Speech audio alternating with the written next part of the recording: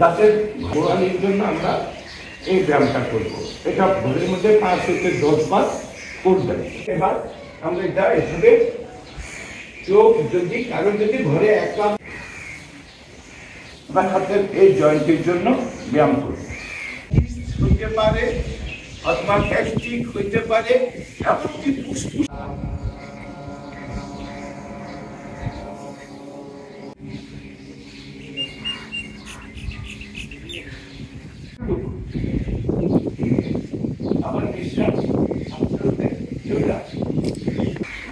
আবার নিঃশ্বাস নিতে নিতে, নিঃশ্বাস সাথে সাথে পিছনে যাবে না, নিঃশ্বাস নিতে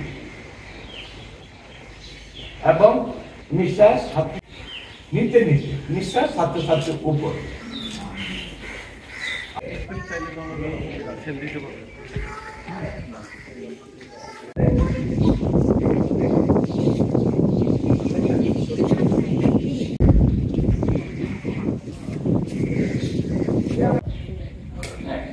আরেকটা আমার যেটা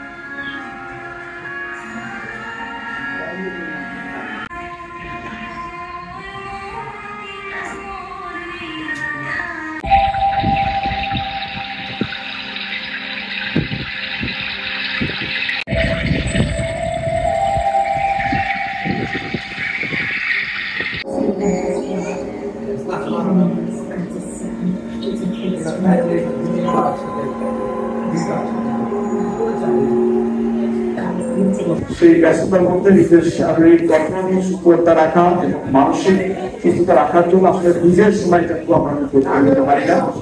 তো আজকের যে অপারেশন গুলো তাদের যে নিজস্ব পদ্ধতিতে যে এক্সারসাইজ গুলো রেখেছে, আমি মনে করি যে এগুলো একটা ইনহাউস আমরা এগুলো করতে পারি। ইভেন ঘরে অনেকগুলো করতে পারি।